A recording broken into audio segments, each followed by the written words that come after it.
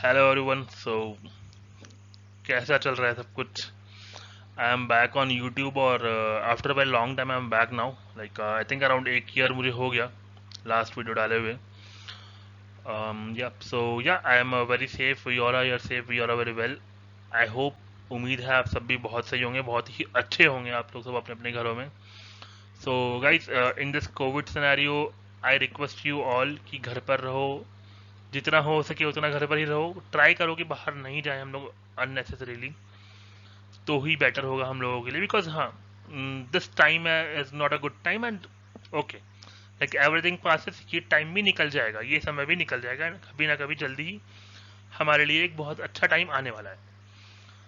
थोड़े टाइम की बात और है, घर पर टिक जाओ, फिर निकलेंगे बाहर आराम से, बहुत घूमना है, सब कुछ करेंगे। तो चलिए, let's now move on the topic. आज का टॉपिक है हमारा accrual and conservative concept of accounting. I know, like आप सबके दिमाग में एक डाउट जरूर आया होगा कि यार आज तक जो भी टॉपिक बनाए हैं, हमेशा एक वीडियो में एक ही टॉपिक लेते हैं, या फिर कभी कभार तो एक टॉपिक को हमने 2 या 3 वीडियोस में स्प्लिट किया। तो इस वीडियो में 2 टॉपिक क्यों? तो फर्स्ट थिंग, इस इन दोनों टॉपिक्स की क्या इंटर रिलेशन है वो तो हम बताएंगे ही। फिलहाल मैं बता दूं कि ये टॉपिक कितना क्रूशल है, कितना इंपॉर्टेंस है हमारे करियर के लिए।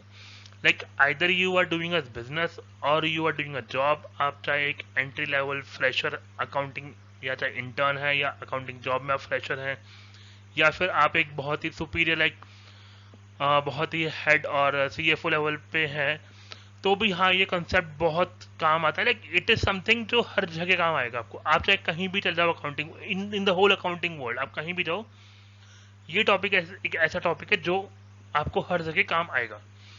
तो चलिए, let's move on. Okay, so guys, before starting this properly this video, like हम technical discussion start करें उसके पहले I would like to thanks to our viewers and to the audience basically, because आज का जो वीडियो टॉपिक है वो भी हमें सजेस्टेड ही मिला है and we receive a lot of suggestions इस टाइम कि इन टॉपिक्स पे वीडियो बनाओ। एंड आई होप कि अब मैं भी थोड़ा रेगुलर हो जाऊंगा वीडियोस बनाने में, तो हाँ, जल्दी जल्दी वीडियोस मिलते रहेंगे। Because now my responsibility is कि हमें जितने भी सजेशंस मिले हैं, I need to put up a video on all those topics. So yeah, जल्दी ही वीडियो आने वाली है दूसरी भी, तो be prepared for it also. And चलिए, अब स्टार्ट करते हैं ना अपन। So basically, in this concept and in this video we have distributed in 3 topics which we are going to discuss। हमने इस पूरे वीडियो को तीन पार्ट्स में डिस्ट्रीब्यूट कर दिया है। पहले we will discuss general understanding, like होता क्या है अक्रूवल कॉन्सेप्ट और कंजर्वेटिज्म कॉन्सेप्ट, एक बिल्कुल बहुत ही साधारण शब्दों में, बिल्कुल इन लेमैन्स लैंग्वेज हम बात करेंगे होते क्या ये। फिर हम कुछ जनरल अकाउंटिंग कॉन्सेप्ट के बारे में पढ़ेंगे, एसेट लायबिलिटी क्या होती है, कब डेबिट होती है, कब क्रेडिट होती है, just for a refresher, like ठीक है, एक बार दिमाग में डालने के लिए। And then we will go for 2 case studies, और उसके बाद में छोटा सा होमवर्क भी आप लोगों के लिए। तो आई होप आप लोग सभी होमवर्क करेंगे इस बार। Yup, so let's move on another one. हाँ जी, तो ये है हमारा जनरल अंडरस्टैंडिंग, मतलब कि हमारा पहला टॉपिक इस वीडियो का, पहला कॉन्सेप्ट। जनरल अंडरस्टैंडिंग में हम लोग पढ़ने वाले हैं कि ये दोनों कॉन्सेप्ट होते क्या हैं। जनरल डेफिनेशन, एक बुकिश डेफिनेशन की क्या होता है, मतलब क्यों काम आते हैं, और जो मैंने क्वेश्चन बताया था आपको स्टार्टिंग में कि ये बहुत काम आते हैं, उसका रीजन आपको इस टॉपिक में मिलने वाला है। सो कंजर्वेटिव्स कॉन्सेप्ट, हम पहले, जैसा हम हमेशा करते हैं, हम पहले जो लिखा है वो ही पढ़ेंगे, और फिर हम इसे बहुत ही इजी वर्ड्स में, बहुत ही साधारण शब्दों में इसको हम ट्रांसलेट कर लेंगे ताकि ये हमारे दिमाग में फिट हो जाए। Okay, so conservatism concept. Accounting conservatism is a set of bookkeeping guidelines that calls for a high degree of verification before a company can make a legal claim to any profit. The general concept is to factor in the worst case scenario of a firm's financial future. ठीक है, पढ़ लिया, मजा आया, but पता है मुझे काफी लोगों के ऊपर से गया होगा, मेरे भी ऊपर से जाता है इसलिए।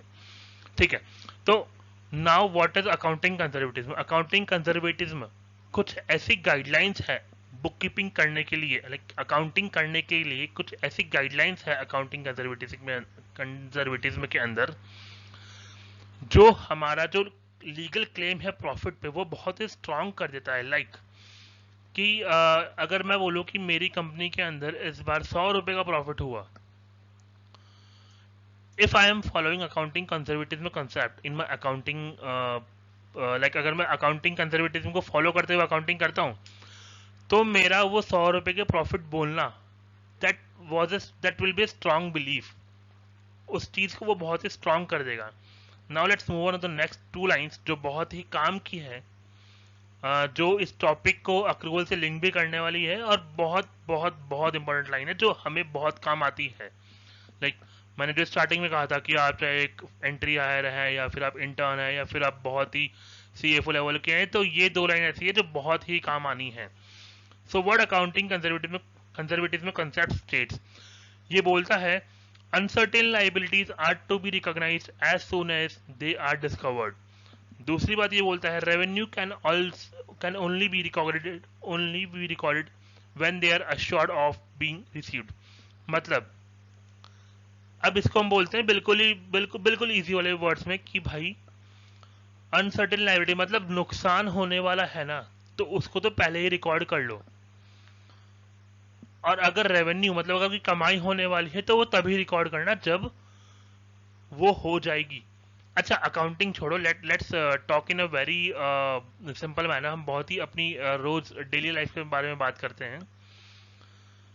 आप घर पर हो, आपको पता है कि यार आपको है ना थोड़े दिन बाद में घर पे कुछ एक फर्नीचर बनवाना है, तो you will start making saving money for that expense. आप लोग पैसा बचाना स्टार्ट कर दोगे कि हाँ यार मुझे फर्नीचर बनाना है, मुझे गाड़ी लेनी है, तो पैसा बचाना स्टार्ट कर दोगे आप लोग. वही तो यहाँ बोल रहे हैं कि अगर कोई अनसर्टेन लाइबिलिटी आने वाली है, अगर आपके ऊपर कोई नुकसान होने वाला है, तो उसको आप पहले ही रिकॉग्नाइज कर लो, उसको आप पहले ही अपनी बुक्स में रिकॉर्ड कर लो. वेट मत करो कब होगा. If you have a strong believe, अगर उसकी प्रोबेबिलिटी बहुत ही ज्यादा है कि हाँ वो एक्सपेंस होने वाला है, तो भाई रिकॉर्ड कर लो, बेटर रहेगा. और इट इज नथिंग न्यू, हम लोग यही करते हैं. हमें पता है कि मुझे 3 साल बाद गाड़ी लेनी है, तो मैं आज ही से पैसे बचाना स्टार्ट कर दूंगा क्योंकि मुझे 3 साल बाद में गाड़ी लेनी है. ओके अब आते हैं नेक्स्ट लाइन पर. Revenue can only be recorded when they are assured of being received. मतलब फायदा तभी रिकॉर्ड करना जब कंफर्म हो कि वो फायदा है. हम अपने डेली लाइफ में भी वही करते हैं. अच्छा कभी आपने देखा है ऐसा कि ना यार मेरी है ना मतलब लेट से कि मैं अगर 12th क्लास में हूँ और मैं सोच रहा हूँ कि ना यार पता है मैं ना बड़ा होकर सीए बन जाऊंगा, और ना मेरी जॉब लग जाएगी 12 लाख के पैकेज में, तो मैं हर महीने 1 लाख कमाऊंगा. और मैंने पता है जाकर के ना एक बंदे से लोन ले लिया, और else मैंने एक गाड़ी ले ली ये बोल करके कि भाई मैं ना 5 साल बाद में सीए बन जाऊंगा, तो मैं तेरे को महीने के 1 लाख रुपए दे दूंगा. क्या वो दे देगा आपको? ऐसे नहीं देगा, बिकॉज ये हमारे डेली लाइफ में होता ही नहीं है. अच्छा ठीक है, डेली लाइफ में तो हम यही करते ही हैं, और ये वैसे भी कुछ ऐसा नहीं है अलग सा. अकाउंटिंग के अंदर आपको याद होगा AS9 रेवेन्यू रिकॉग्निशन, वहां भी तो हम ये करते हैं ना. रेवेन्यू को तब तक रिकॉर्ड मत करो जब तक उसका कंसिडरेशन मतलब उसकी कलेक्टिबिलिटी पे यू आर 100% श्योर. वो यहां लिखा है. Until unless you are assured of being received, तब तक आप रेवेन्यू को रिकॉर्ड नहीं करोगे. तो मतलब in a very short concept, conservatism concept बहुत ही दो चीजें बोलता है. पहली चीज अनसर्टेन लाइबिलिटी को रिकॉर्ड कर लो जैसे ही वो डिस्कवर हो जाती है. रेवेन्यू को रिकॉर्ड तब तक मत जब तक उसकी कंसिडरेशन रिसीव पे आप अश्योर्ड नहीं हो. इन हिंदी, नुकसान को रिकॉर्ड तभी कर लो जब आपको लग जाए कि नुकसान होने वाला है. आने वाले नुकसान को अभी रिकॉर्ड कर लो, लेकिन आने वाली कमाई को रिकॉर्ड तभी करना जब वो कमाई आपको हो जाएगी. अब हम बात करते हैं हमारे सेकंड कॉन्सेप्ट के बारे में जो कि है अक्रूवल कॉन्सेप्ट. तो let's read the definition. It is an accounting concept that requires transactions to be recorded in the time period in which they occur, regardless of when the actual cash flows for the transactions are received. The idea behind the accrual principle is that financial events are properly recognized by matching revenues against expenses when transactions such as sales occur, rather than when the actual payment for the transactions may be received.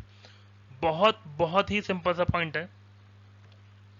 Accrual basis of accounting या फिर accrual concept ये बोलता है कि expense को या revenue को तभी रिकॉर्ड करो जब वो अकर हो रहे हैं. ये मत देखो कि हम उसका पेमेंट कब कर रहे हैं। लेट्स से कि आपके ऑफिस में इलेक्ट्रिसिटी बिल है और आपने वो लाइट यूज तो कर ली फेब के महीने में और आपका उसका बिल आता है मार्च में, तो आप उस एक्सपेंस को फेब में ही रिकॉर्ड करोगे, ना कि आप मार्च में रिकॉर्ड करोगे, बिकॉज हम मार्च में वो पे करेंगे। या फिर लेट्स से यार अगर आप मार्च में नहीं आके अगर बिल 4 महीने बाद आता है, जो कि लाइक अगर हम अभी करंट सिनेरियो में बात करते हैं तो अभी कोविड में काफी जगह ऐसा हो रहा है कि बिल्स बहुत लेट आ रहे हैं, तो इसका मतलब ये थोड़े ना हुआ कि हम अपने एक्सपेंस रिकॉग्निशन को डेफर कर देंगे, नहीं। मतलब अक्रूवल कंसेप्ट ने क्या बोला, अक्रूवल कंसेप्ट ने बोला कि जब आपका ट्रांजैक्शन अकर हो रहा है उस टाइम पे ही आप उसको रिकॉर्ड कर लो, जब आपका एक्सपेंस अकर हुआ, जब आपका रेवेन्यू हुआ उस टाइम पे, जब आपने सेल करी उस टाइम पे ही आप उसको रिकॉर्ड कर लो एज अ रेवेन्यू, ना कि आप ये वेट करो कि मुझे इस रेवेन्यू का पैसा कब मिलेगा। नहीं, पैसा का लेन देन छोड़ो, वो बाद में देखेंगे ना, वो अलग चीज है। अगर हमें अपने बुक्स में प्रॉपर ट्रांजेक्शन, प्रॉपर प्रॉफिट दिखाना है तो हाँ, हमें अक्रूवल कॉन्सेप्ट के अकॉर्डिंग चलेंगे तो बेटर रहेगा। यही चीज यहाँ बोली गई है। अब हम लोग मूव ऑन करते हैं अपने नेक्स्ट टॉपिक पे, जो कि है सम जनरल कॉन्सेप्ट। इसमें हम लोग कुछ बड़ा हाई फाई सा नहीं पढ़ने वाले हैं, बहुत ही बेसिक से कॉन्सेप्ट, असेट लायबिलिटी रिलेटेड, कब डेबिट होता है कब क्रेडिट होता है, ये जस्ट एक रिफ्रेशमेंट होगा। जो हमने बचपन में पढ़ी थी बातें, उनका एक just refreshment it is. Okay, so let's move on. तो हमारा पहला जनरल कॉन्सेप्ट होगा, इसमें हम लोग बात करने वाले हैं कि एक असेट कब इंक्रीज होता है, कब डिक्रीज होता है, कब डेबिट होता है, कब क्रेडिट होता है फॉर असेट, लायबिलिटीज, एक्सपेंस और इनकम।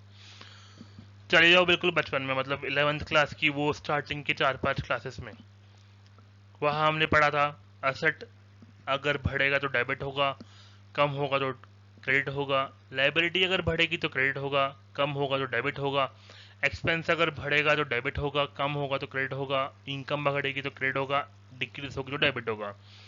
बस यही था इस टॉपिक में, nothing new, nothing hi fi, just जो हमने बचपन में पढ़ा था वही चीज यहाँ पे भी है। अब हम लोग बात करने वाले हैं उस क्वेश्चन के बारे में जो बहुत ही स्टार्टिंग में पूछा गया था, जो मतलब मैंने बहुत ही स्टार्टिंग में स्टेट किया था कि ना, आप लोग सोच रहे होंगे कि ना इस बार 2 टॉपिक्स क्यों, अक्रूवल और कंजर्वेटिज्म टॉपिक इस बार क्यों और एक साथ में एक वीडियो में ही क्यों। उसका रीजन ये है, आप लोग देख सकते हो यहाँ पे मैंने कुछ टर्म स्टेट करी है, outstanding expense, outstanding income, prepaid expense, income received in advance. ये टर्म्स रिलेट करती है अक्रूवल और कंजर्वेटिज्म के कंटेक्स्ट में ही। मतलब if we are following conservatism concept तभी हम ये यूज करेंगे, if we are following accrual concept तभी हम ये यूज करेंगे। हम प्रोविजन वगैरह भी यूज करते हैं, बट ठीक है, इससे ये मतलब एक अक्रूवल का बहुत ही बेसिक सा ये है, तो हाँ, it will fulfil a requirement. So इस कॉन्सेप्ट में क्या है, इस जनरल टॉपिक में क्या है, हम लोग बात करने वाले हैं कि ये टर्म्स होती क्या है, मतलब आउटस्टैंडिंग लायबिलिटी क्या होती है। बहुत ही वापस चले जाओ, बिल्कुल भूल जाओ अकाउंटिंग अकाउंटिंग सब कुछ, नॉर्मल कि हम लोग क्या कहते हैं। आउटस्टैंडिंग का मतलब क्या हुआ, जो बचा हुआ है। आउटस्टैंडिंग एक्सपेंस मतलब ऐसा खर्चा जिसका पैसा देना बचा हुआ है। अब पैसा देना बचा हुआ है मतलब हमें फ्यूचर में पैसा देना पड़ेगा, तो वो हो गई हमारी लायबिलिटी, क्योंकि हमें फ्यूचर में नुकसान होने वाला है, इसलिए वो हमारी लायबिलिटी होगी। तो आउटस्टैंडिंग एक्सपेंस क्या होता है, जब एक्टिविटी तो हो गई हो, मतलब खर्चा तो हो गया, मतलब हमने लाइट तो यूज कर ली मार्च के महीने में, बट अभी तक उसका कंसिडरेशन हमने पे नहीं किया है, इसलिए occurrence of activity is yes, status of consideration is no. मतलब अभी तक कैश फ्लो नहीं हुआ है, पैसा नहीं गया है अपनी जेब से, वो आगे जाएगा, इसलिए ये हो गई लायबिलिटी। अकॉर्डिंगली प्रीपेड एक्सपेंस, छोड़ो अकाउंटिंग, छोड़ो सब कुछ, नॉर्मल।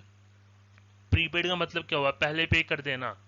हम फोन पे रिचार्ज करते हैं, प्रीपेड रिचार्ज कर दे भाई, भाई 100 का प्रीपेड कर देना, भाई तेरी सिम कौन सी, मेरी सिम प्रीपेड की है। यही हुआ प्रीपेड एक्सपेंस की, मतलब पहला पैसे दो और फिर हम एक्सपेंस करेंगे। तो प्रीपेड एक्सपेंस के अंदर मतलब क्या हुआ, अब पॉइंट, इट इज असेट और लायबिलिटी। हमने पैसा दे दिया, अब हमें खाली सर्विस अवेल करना बचा है, मतलब हमें आगे फायदा होने वाला है, तो it is an asset for us. ठीक है, यहाँ पे एक्टिविटी नहीं हुई, अभी खर्चा नहीं हुआ है, मतलब अभी तक खर्चे की सर्विस अभी तक फुलफिल नहीं करी, सर्विस अभी करना बचा है, लेकिन कंसिडरेशन कैश फ्लो हो गया, पैसे का लेन देन हो चुका है, पैसा हमारी जेब से जा चुका है। अब आउटस्टैंडिंग इनकम, वही जो हमने आउटस्टैंडिंग एक्सपेंस में पढ़ा था। एक्टिविटी तो हो गई बट अभी तक पैसा आया गया नहीं हुआ है। इनकम रिसीव्ड इन एडवांस, बिल्कुल मतलब बहुत ही लेमन में देख लो ना कि पैसा हमें पहले ही मिल गया बट अभी तक एक्टिविटी परफॉर्म नहीं हुई, तो इसलिए अकरेंस ऑफ एक्टिविटी नो और स्टेटस ऑफ कंसिडरेशन यस, मतलब पैसा का लेन देन हो चुका है। अब आउटस्टैंडिंग इनकम हमारे लिए एसेट है और इनकम रिसीव्ड इन एडवांस हमारे लिए लाइबिलिटी है।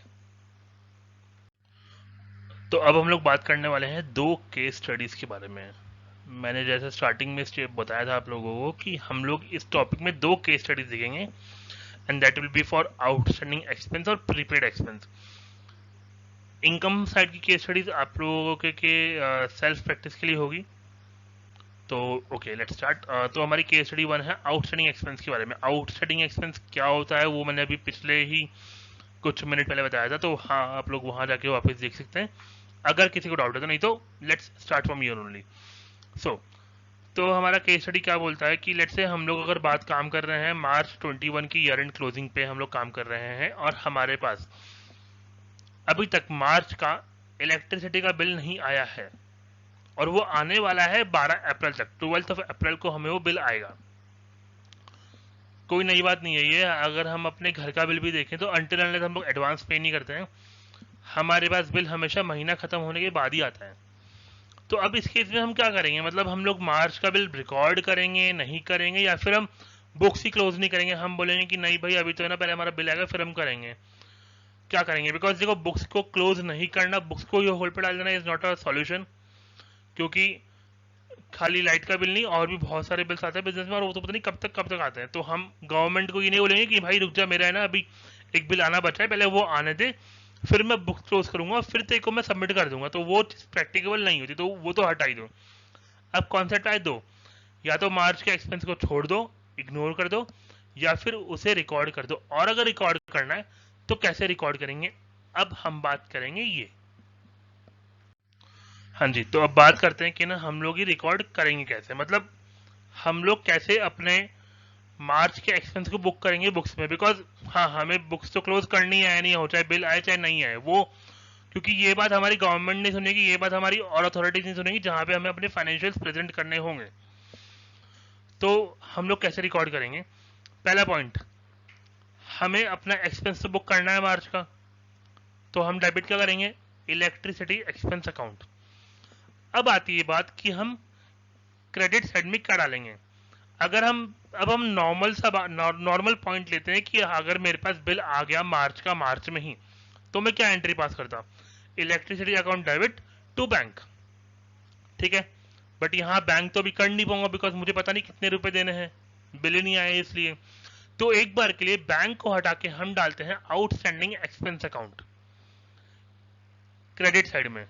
और वो हमने क्यों डाला, जस्ट फॉर एन एडजस्टमेंट। ये अकाउंट टेम्पररी अकाउंट है, इस अकाउंट में ये पैसा टेम्पररीली जाएगा खाली और खाली फाइनेंशियल स्टेटमेंट में प्रेजेंट करने के लिए, सिर्फ और सिर्फ बुक्स को क्लोज करने के लिए, ठीक है। तो हमने अपनी मार्च को जेबी पास करी, electricity expense account debit to outstanding expenses, ठीक है। ये होते ही हमारा एक्सपेंस बुक हो गया जो भी अमाउंट था उससे। आउटस्टैंडिंग एक्सपेंस लाइबिलिटी अकाउंट है, ये हमने लाइबिलिटी साइड में जाके बुक कर दिया, हमारी बुक्स क्लोज। अब हम बात करते हैं कि अप्रैल में मेरे पास जब बिल आया असली में, मैं तब क्या करूंगा। हम नॉर्मली क्या एंट्री पास करते हैं, हम नॉर्मली जीबी पास करते हैं electricity expense account debit to bank.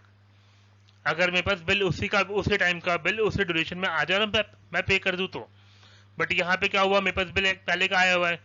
अब बहुत ही नॉर्मल सी बात है यार, मेरे पास बिल भले ही अप्रैल में आया हो बट वो बिल है मेरा मार्च का, तो एक्सपेंस तो मैं रिकॉर्ड कर नहीं पाऊंगा अब, बिकॉज मैंने एक्सपेंस पहले बुक कर लिया था। अब मैंने जो एक्सपेंस पहले बुक किया था उस टाइम मैंने क्रेडिट किया था आउटस्टैंडिंग एक्सपेंस अकाउंट, वो अकाउंट टेम्परेरी था, उस अकाउंट में वो पैसा टेम्परेरी गया था। अब टाइम आ गया है उस अकाउंट से पैसा वापस निकाल के उस अकाउंट को खाली कर देने का, तो हमने क्या किया, outstanding expense account debit to bank, बस ये काम किया और हमने पे भी कर दिया। अब यहाँ पे थोड़ा सा हो सकता है कंफ्यूजन सा खड़ा हो और लोगों के लिए, बेसिकली उनके लिए जो या तो बहुत ही प्रॉपर्ली अक्रूवल्स में डील करते हैं, या फिर जो लोग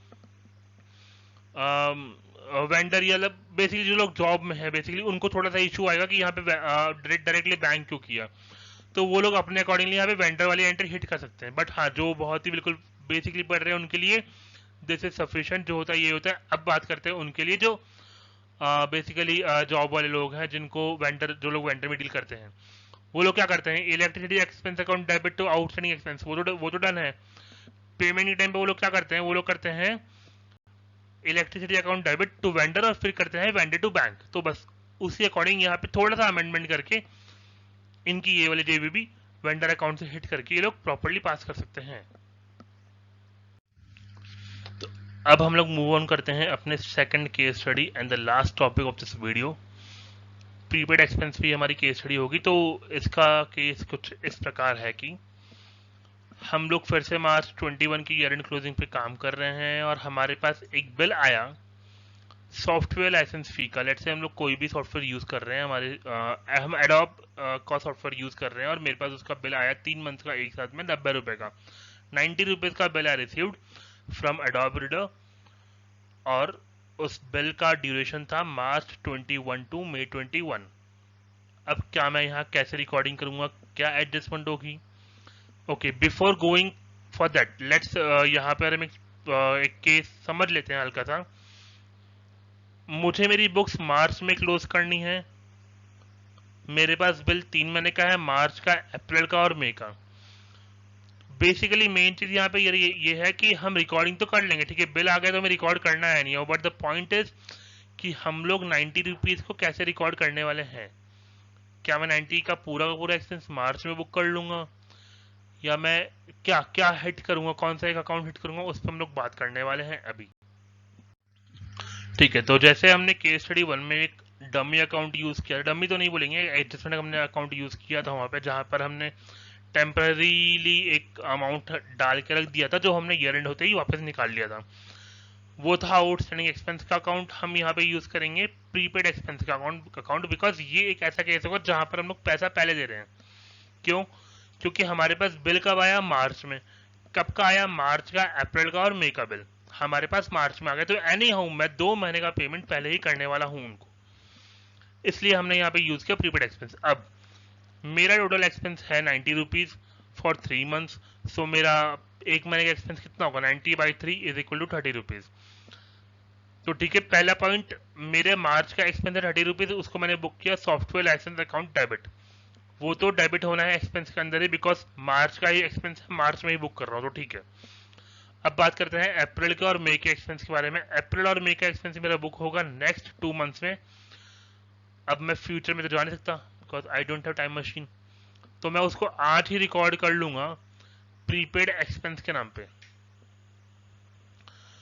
मैं वो दोनों 2 मंथ्स के पैसे प्रीपेड एक्सपेंस अकाउंट में बुक कर दूंगा और बचा हुआ पेमेंट मैं कर दूंगा, ठीक है। तो my entry will be prepaid expense account debit by 60 rupees, that is the bill invoice amount of April and May. Software licence fee account debit जो एक्सपेंस अकाउंट होगा मेरा बेसिकली, और वो होगा मेरा मार्च का एक्सपेंस टू बैंक, बिकॉज हाँ मुझे 90 रुपये पे करने हैं गवर्नमेंट को। बिकॉज मैं उन्हें ये नहीं बोलूंगा ना कि भाई नहीं मेरा तो मार्च का ही बिल है, मैं तो अपनी बुक्स में ना अगले 2 महीने रिकॉर्ड करूंगा, तो मेरे से अगले 2 महीने में आके पैसे लेके जाना। वो बोलेंगे वो तुम्हारी हेडेक है भाई, तुम अपने अकॉर्डिंग रिकॉर्डिंग करनी है वो करो, मेरे को तो मेरा पैसा लाके दो अभी के अभी पूरा। तो वो वहां पे नहीं, हम अपने पास ही जो एडजस्टमेंट करेंगे वो करेंगे, बट हम लोग अमाउंट पूरा पे करेंगे एक बार में ही उनको। ऐसा टर्म है, ऐसा टर्म्स है इनवॉइस के अंदर ही, ठीक है। कहीं कहीं नेगोशिएशन होता है और वी यूज टू पे on monthly basis also, but यहाँ पे ऐसा कुछ नहीं है, ठीक है। ओके, हमने ईयर एंड क्लोज कर लिया, मेरा 60 रुपीज पड़ा है प्रीपेड एक्सपेंस के अंदर। अब मेरा प्रीपेड अकाउंट है तो वो हो गया मेरा असेट अकाउंट, मैंने उसे बैलेंस शीट में असेट साइड में दिखा दिया। सॉफ्टवेयर लाइसेंस फी मेरा एक्सपेंस अकाउंट है, मेरा P&L में जाके एक्सपेंस में हिट हो गया और 90 रुपये बैंक से कम हो गए, तो वो मेरा अकॉर्डिंगली असेट में हिट हो गया। अब बात करते हैं, मैंने मेरा मार्च का क्लोजिंग खत्म किया, मैं अप्रैल में आया और फिर मैं मई में गया, तो उस टाइम पे क्या करना है, क्योंकि जो मैंने 60 रुपीज प्रीपेड में डाले थे वो पैसा वहां गया था टेम्पररी बेसिस पे, वहां से निकालना तो है, बट कब निकालेंगे, और निकालेंगे तो हम वापस से क्या जेबी पास करेंगे नॉर्मल। निकालेंगे कब निकालेंगे, हम 30 रुपीज निकालेंगे अप्रैल के महीने में, 30 रुपीज निकालेंगे मई के महीने में। कितना निकालेंगे, हम निकालेंगे जितना अप्रैल का एक्सपेंस होगा उतना, मतलब हम जेबी पास करेंगे software licence fee account debit to prepaid expense account 30 rupees April में, 30 रुपीज़ मई में, और मई के बाद में जो मेरे प्रीपेड एक्सपेंस का लेजर होगा वो जीरो आउट हो जाएगा। ये कॉन्सेप्ट है यहाँ पे हमारा बेसिकली प्रीपेड का, और हमने जो पहले पढ़ा था वो है आउटस्टैंडिंग का। आई होप ये दोनों कॉन्सेप्ट बहुत ही क्लियर हो गए होंगे। कुछ नहीं है, बस इतना सा ध्यान रखना है कि हम जो जेबी पास करते हैं हमें वही करनी है। बस हमें एक एडजस्टमेंट अकाउंट अलग से खोल के रखना है, और उसमें कुछ पैसा टेम्परेरी डालना है, खाली और खाली टेम्परेरी बेसिस पे, और सिर्फ हमें वो ओपन करना है to show the amount in our financial statement. हमारे प्रॉफिट एंड लॉस, हमारे बैलेंस शीट के अंदर वो अमाउंट हम दिखा पाए, बस इसीलिए हमें उस अकाउंट की जरूरत है। और हम गारंट होते हैं फिर से उसे रिवर्स कर देंगे अकॉर्डिंगली जब भी हम उसका एक्सपेंस बुक करेंगे तब। So okay guys, the video is over now. हमें जो डिस्कस करना था वो हम कर चुके हैं। Thank you for watching, stay safe, and I again request you all जितना हो सके उतना घर पर ही रहो। अभी कोविड बहुत चल रहा है और कोविड मजाक नहीं है। Stay safe, stay at your home.